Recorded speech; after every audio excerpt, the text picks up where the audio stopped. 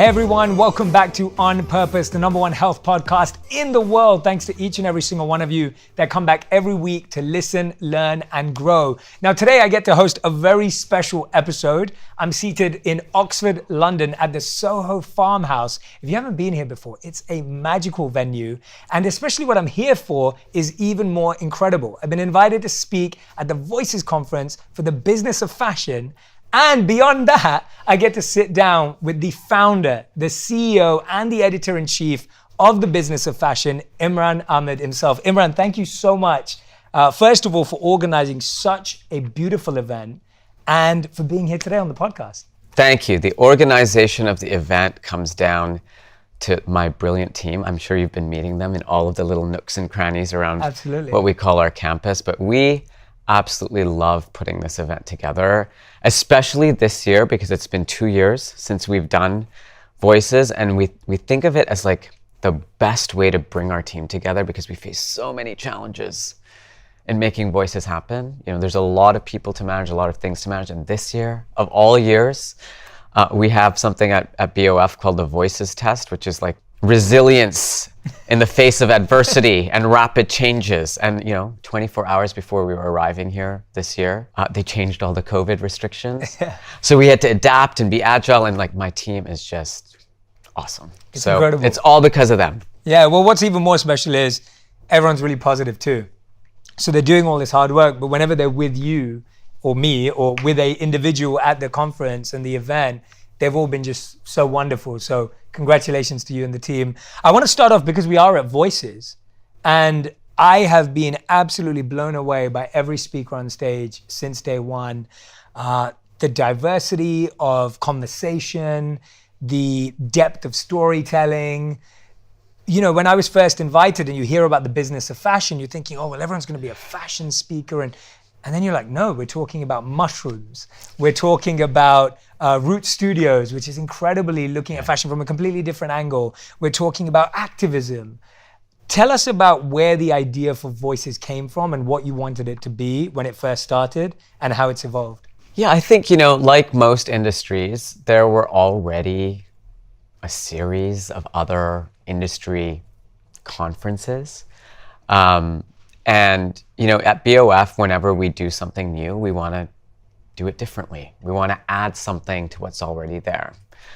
We wanted it to be disruptive because my observation was that, most of the fashion events that we have are just fashion people. And therefore, you have fashion people talking to fashion people about fashion, which is a bit of an echo chamber, right? And those kinds of conversations are absolutely important, and they happen at Fashion Week, and they happen in all sorts of industry events. But fashion doesn't live in a bubble. It doesn't exist outside, the intersections of other things that are going on in the world, and especially now, amid a once in a generation, public health crisis, economic dislocation. Heightening global inequality, a global reckoning around inclusion, racial equity, diversity. We are connected to everything that's going on in the world. So our idea was we need to bring other voices into the room. And so it is a conference about fashion in some ways because we touch on all those topics, but we wanted to pierce that echo chamber. We wanted to bring other people inside the industry and help them kind of open the eyes of the industry. And also to help people understand the power of fashion. So we have all these other people that come inside and kind of share their time and their expertise with us. And one of the things they always say to me when they leave is like, this is such a powerful industry. It's such a cultural force in the world. And fashion has the power to change things. So we set up Voices originally with that vision, that idea that we wanted to disrupt the existing trade conferences, and we don't call it a conference, we call it a gathering. And we wanted to bring other people in and just create the kind of conversations that weren't happening enough. And what happens is the non-fashion people go away and they've learned so much about the industry and they've met all these people, and the fashion people come and they've also met the non-fashion people, and it just creates this incredible energy. Well, Imran, today you're you're a fashionable gentleman. You're always in the world of fashion. But I want to go back to what Imran was like growing up. I want to hear about what your passions were, what your interests were, what you were like as a teenager. You know, what is it that you thought you were going to go out to do? What were your aspirations as a teenager? I think my aspirations as a teenager were, in a way, largely defined by what other people expected of me. I grew up in Canada, in Calgary. My parents moved from Kenya to Calgary in the middle of the cold winter in 1974 in December. They were both the first in their respective families to go to university. Wow. And my mom was already pregnant, and I guess they made a decision that they just wanted me to have the best life. And my parents, you know, even before I was born, I think they were already thinking about the future they wanted for me. And as immigrants to a new country with, you know, $500 and great education, they really believed in the power of education, and they came to Canada with a view to kind of setting up themselves for a new life. And, you know, that was a massive risk and change for them. Wow. And 4 months later, I was born. So they moved from Kenya to Calgary. And I think the day I was born, someone told me, this kid will go to Harvard one day. And I was named Imran after Imran Khan because my dad was a cricket player. And so I think growing up, I always felt like these expectations, you know, and I didn't turn out to be athletically gifted in any way. But I was always driven towards a specific path. You know, in many immigrant families, when they first move to the West, you know, it's doctor or lawyer or engineer. And I think when I was a teenager, I felt like those were the only options. So at school, I was really, really nerdy. I used to get up at 4 or 5 in the morning to do my homework or to study or to prepare for tests. You know, my mom sometimes used to wake up in the morning to quiz me and to work with me. She was a teacher. My father was an architect. And, you know, they really just invested in my education. And I guess I felt this like pressure or expectation that I had to go down one of these paths. In the evenings, however, I was a really creative kid. And I started, my first foray into the performing arts was as a singer. I was in a boys' choir from the age of 8 Wow. or 9, yeah. All boys choir, and we literally sang like this. And then I got into public speaking, into drama, into musical theater. And so my days were really, really nerdy and academic, and my evenings were filled with extracurricular activities that were rich with creativity. But when it came to making decisions about my education, I mean, maybe I kind of knew that there wasn't really an opportunity for me in the performing arts. You know, as a very small, brown person, like there weren't roles for me, and there weren't opportunities for me. You know, getting cast in things was very, very hard. You know, I was always cast as like the impish, mischievous Puck or Mad Hatter, you know, in like plays and stuff. But like to have a real career in the performing arts was like just a risk that I couldn't afford to take, honestly. So I was really interested in business and entrepreneurship. And so in a conversation with my father, I remember we said, well, I should study business. So I moved to Montreal when I was 18 years old. And I studied at McGill University, and I studied for a Bachelor of Commerce. And, you know, I loved my time at McGill, in part because it was this global university. There were people from all over the world. And I'd spent my first 18 years only in Calgary, you know, and we didn't travel that much internationally. We did lots of road trips in North America, but McGill was my first time being really immersed in a truly international, global environment, and it found it so enriching. And Montreal as a city was hugely inspiring to me. It's a bilingual city, and I really wanted to learn French. I've been learning French since like elementary school, because in Canada, you get trained in English and French, but I didn't really speak French. So being in Montreal gave me this opportunity to immerse myself in one of the world's like truly bilingual cities where the locals can switch from one language to another like this. And I remember sitting in a mall one day in the food court, and there were these two women sitting next to me, and they were going back and forth in a conversation and quoting. They were speaking in English and quoting in French. And I was like, I want to be able to do that. Yeah. So when it came time to graduation, I actually decided to stay in Montreal. I worked in management consulting in a fully bilingual environment. All my friends left. It was great to be still in Montreal, but it was obviously not the same when all my college friends had left and gone to like New York and Paris and London and Toronto and other places. So after a couple of years, my dream was to work in Europe. And I asked my company for a transfer to Europe. I said, I want to live in Paris or London. And this is at McKinsey, right? This was at Deloitte, actually. This was at Deloitte, okay, fine. I worked at a small strategy consulting group that they used to own called Braxton Associates. Yes, right. And they said, well, you're 22 years old. Like, we only transfer people if they have unique skills that you can't find in London. And, you're way too young. So at that point, I was thinking about applying for business school. And, I managed to get an internship / fellowship with a microcredit organization in Bangladesh. And I started making plans to move to Bangladesh. And actually, the day I was planning to quit, the managing director of the office, Bob Leach was his name. He came up to my office, which was very unusual because I would usually go down to his office. And he said, Imran, I found a way to move you to London. And, it turned out that there was someone in the London office who wanted to move to North America, and we were just going to swap. And it was the first time in my life I faced a real professional dilemma. I had kind of convinced myself that going to work in Bangladesh was going to be really enriching. It was going to be great for my business school application because it would show a different, professional experience.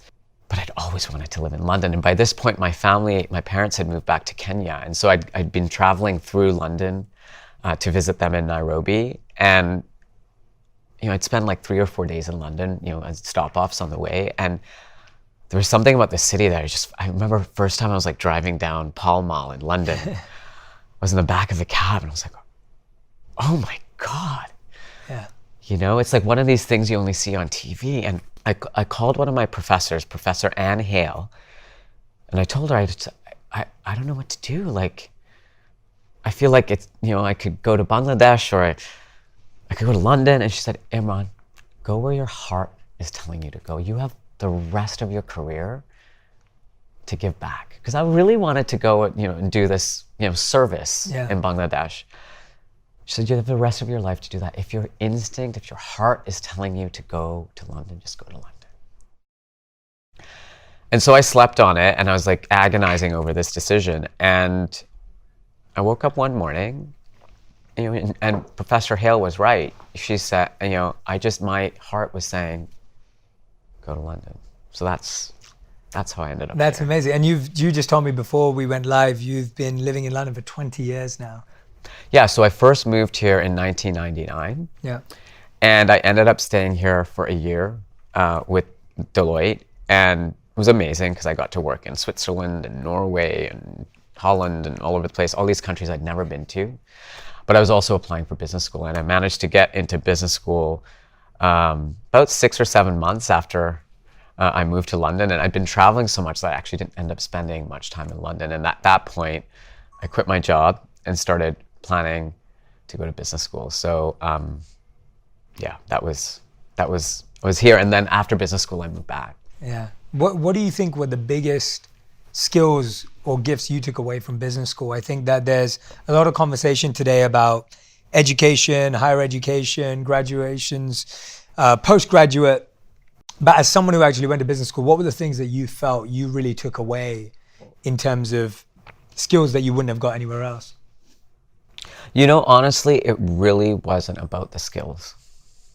I had studied business in undergrad, and HBS has a really different way of teaching. They have a case study method. I'd studied from textbooks in undergrad, and HBS was offering me a different way to study business.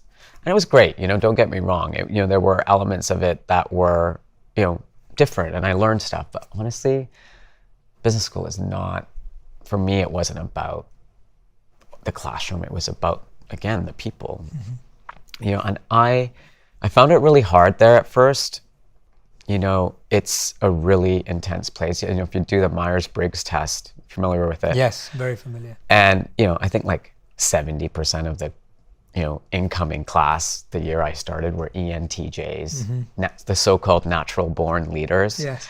So you have a lot of like really similar driven people sitting in a classroom every day. It creates in some ways a very interesting, positive energy to drive you to be the best you can be. But it's also, in some ways, it's very limiting. And, I found at times it was really hard. And, while I was there, 9/11 happened.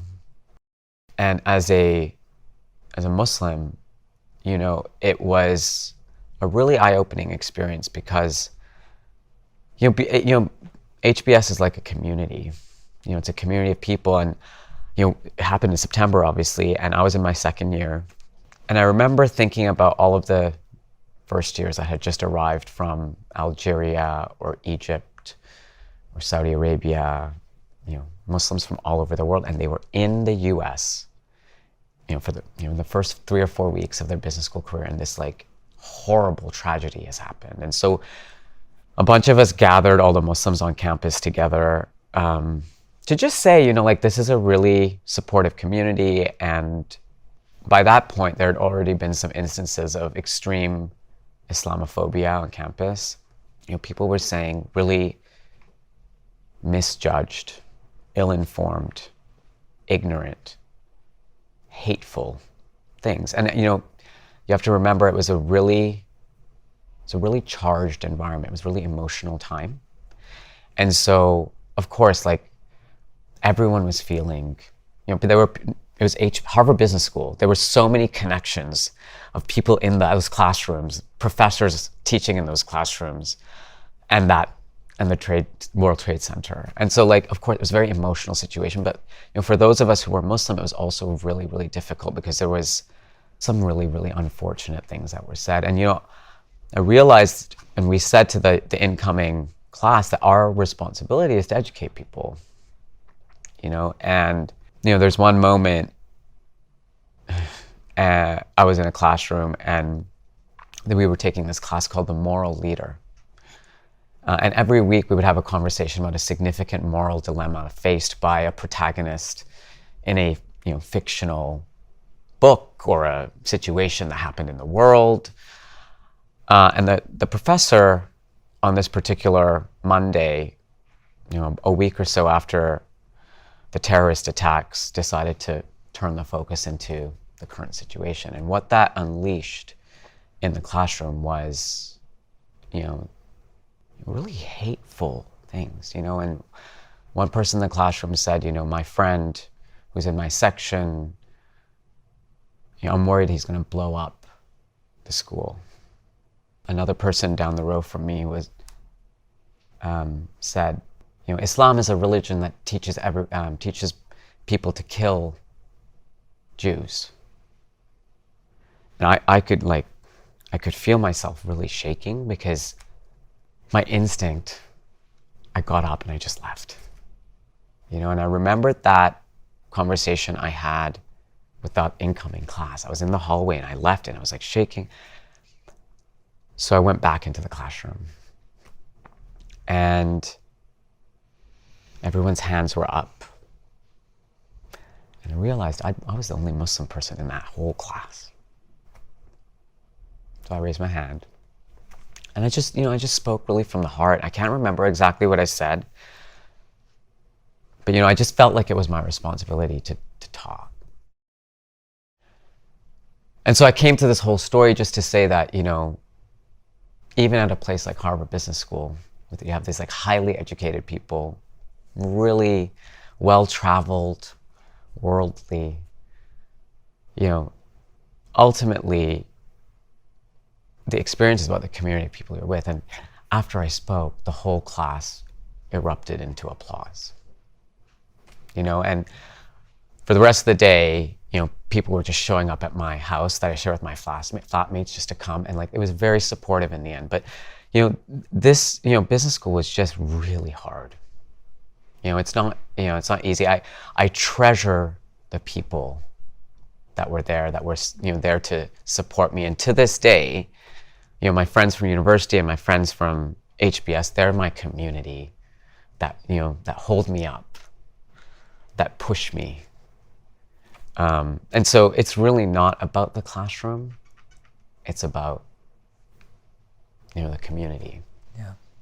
Imran, thank you so much for opening up about that and sharing that, because as you were saying it, I can only imagine how hard that is to reconcile internally, not just the classroom or not just the conversations or the moral leader discussion, but to deal with it internally while you're in a place like that. Yeah, I've never told that story before, because I think one of the things that happens in our career, so I went off to, after business school, I joined McKinsey in London. I went back, and I think one of the things that I've realized over these last 18 months or so, since we were all locked down, is that I've just internalized a lot of this. I've never really understood how it has, impacted me. And one of the commitments I made to myself over these last months is that, I just need to be more open about it. Because these moments, when you look back in your life, there's these certain defining moments that you're changed. And that moment that I just talked to you about, that was the moment that really shifted me, But I never talked about it. What do you think changed about you behavior-wise or attitude-wise or approach-wise from that day? What did you do internally? Now, as you're saying, you held on to it. It feels like something you didn't share, but how did you process it? Or did you not process it at all until more recently? I think it wasn't a moment of processing. It's been years. But really, I think a lot of that processing has happened in the most recent period, because, I was sitting at home. And like everybody, I was reflecting on my purpose, why am I here? What am I doing? Why am I working so hard? And what am I working towards? And one of the things that's really happened in my role here at the Business of Fashion is I've found myself in a position of influence. I found myself in a public position. And I've realized that as a gay person, as a Muslim person, as a brown person, as a Canadian with East African roots and Indian heritage, there's actually a lot of people who see themselves or part of themselves in me. And there's not that many of us in the fashion industry. Certainly not, in a position that I'm so privileged to have now. So I've just been thinking a lot more about, what am I going to do with this position? And that's really a lot about what Voices is for, and that's why we're here, because I have this opportunity with my team to bring together people, to give them a platform, to connect with one of the most influential, powerful, cultural industries that touches people all over the place. And as an industry, we have a responsibility and an opportunity to really change the world. Fashion imagery spreads everywhere now with social media. Fashion used to be this really secretive little world. Everything was kind of contained. And as an outsider, with a management consulting background, to come into this industry and be able to learn from everybody, through all the interviews I've done all over the years, every person I've met has taught me something. And now I have an ability to use all of that and connect that with my curiosity and my interest in that, being part of a global community, the one that I had at McGill, the one I had at HBS, and the one that we've built here at BOF. Like, all of these things are threads through my life. And so the processing has happened over a very long period of time, but I think in the last 12 months or so, it's really become much more sharpened. And that's the session that we're going to have this afternoon with you, is like everyone's going to be talking about how their purpose has been either shifted or sharpened or focused because of this period that we've lived through. Yeah, absolutely. Thank you again for sharing that. It's truly beautiful being drawn into your personal experience. And I love that you described it as a thread, because it just shows how interconnected you feel it all is. Often people feel their life is like a series of pivots. And you've had a lot of pivots in your life, but you don't see them as pivots, you're seeing them as a thread. I wonder, when you do make the transition from successful McKinsey consultant to starting the business of fashion, being the authoritative voice in the industry, tell us about what gave you the courage again. I feel like you're just one of these people that's constantly had, and I have a lot of these questions from my community, my audience. I have questions like this from private clients I work with and people that I've coached in the past. A lot of people struggle with transition.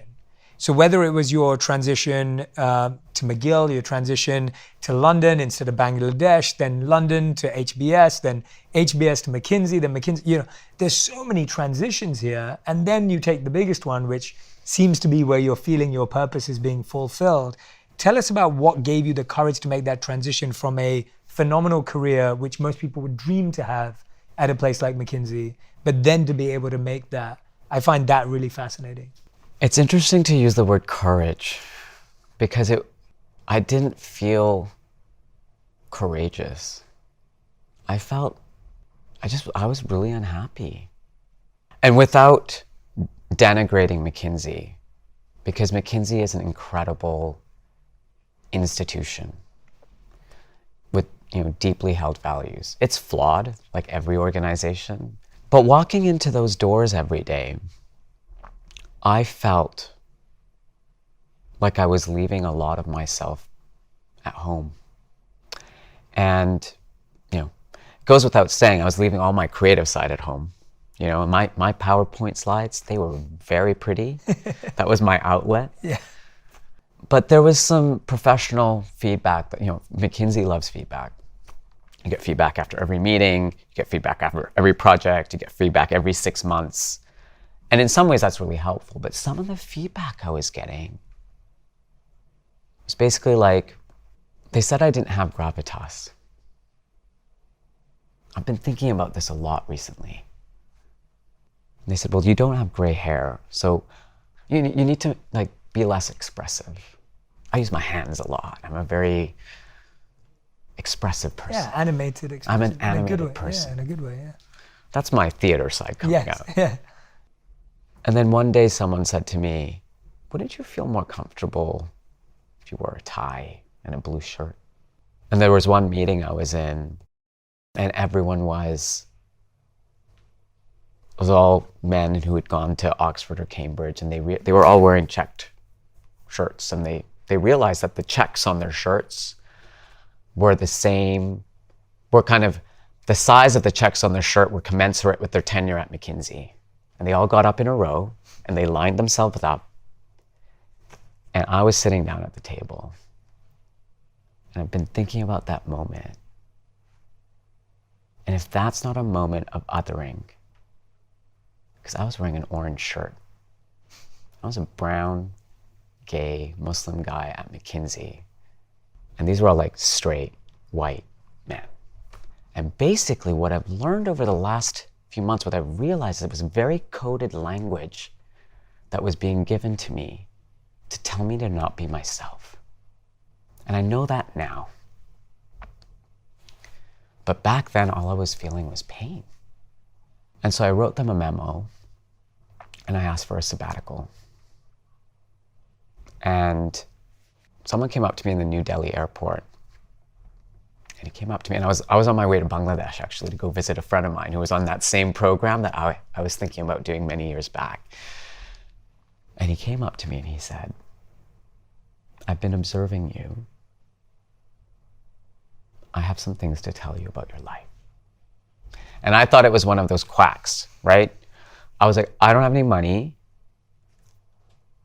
I'm leaving. My rupees are gone. He said, no, I don't want your money. Just sit down with me for 5 minutes. And he said to me, I want to talk to you. And a few minutes later, he said, you're not listening to me. I said, yes, I am. So he took a big piece of paper and he wrote something down, crumpled it up, and he put it into my hand. He said, hold this in your hand. He said, I want you to tell me your favorite color. I was like, I don't have a favorite color. I was in such a negative place. I said, I don't have a favorite color. But McKinsey told me to wear blue shirts. Blue. He said, what's your favorite flower? I'm not really a flower person, or I wasn't back then. And my cousin's wife had calla lilies in her bouquet. So I said, lily. And then he wrote down my name and he put 1, 2, 3, 4, 5 over the letters of my name. And he said, what's your favorite number? And I picked number 3 because it was right in the middle. And I like symmetry. He said, open your hand. And I opened my hand, and the little paper that he'd given me 5 minutes earlier said, blue, lily, 3. And he said, now will you listen to me? And I spent an hour talking to that man, and he said a lot of really crazy things, but the one thing he said to me was, you need to practice meditation. Wow.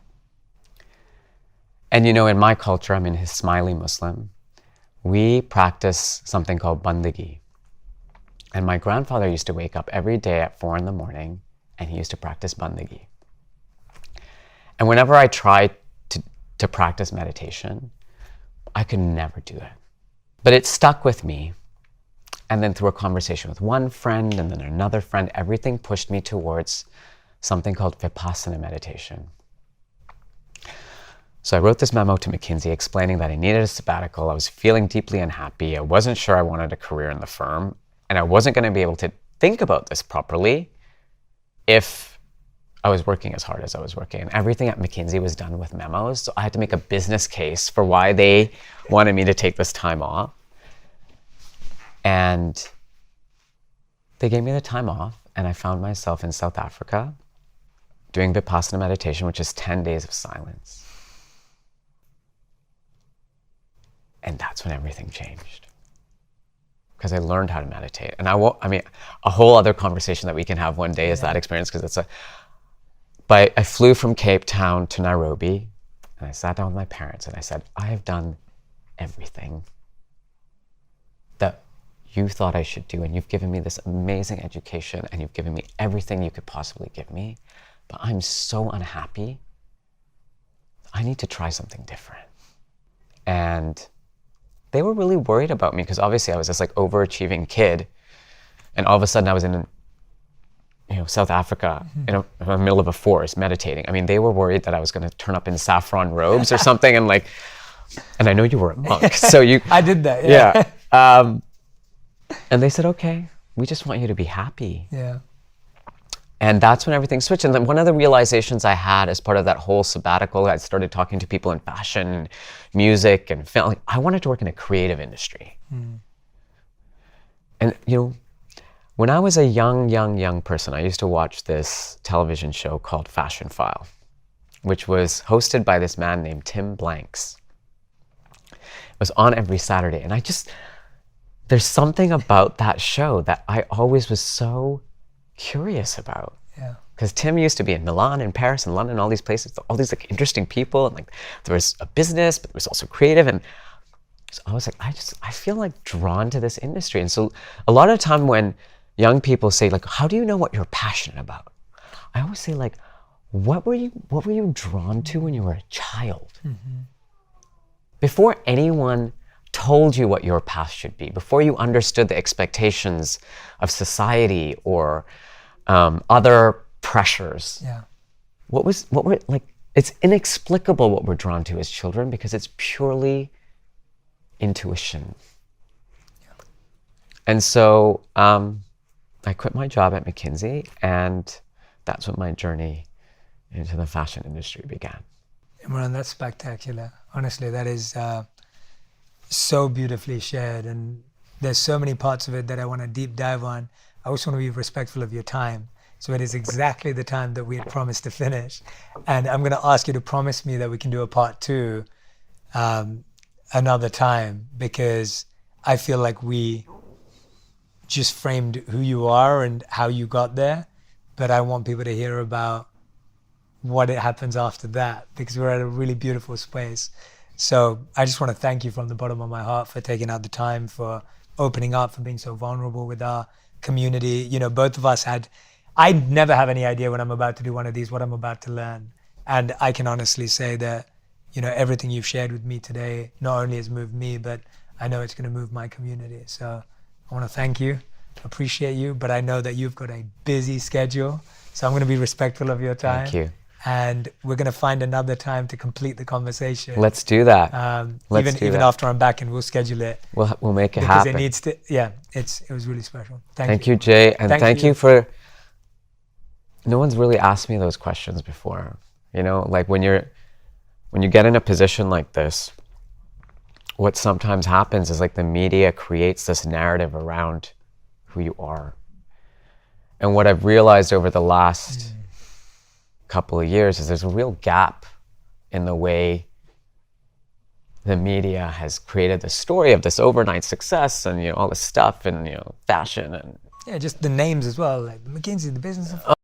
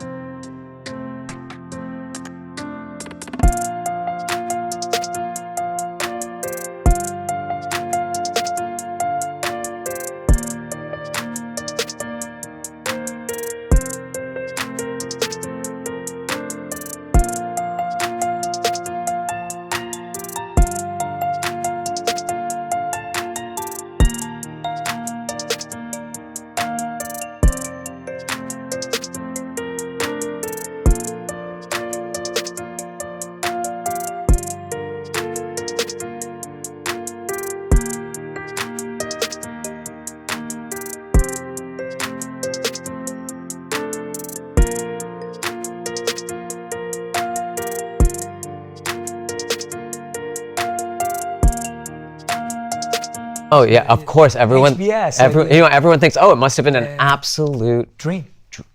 It has been a dream. Yeah. But it's dreams like the experience that I've had, they come with a lot of challenge and struggle.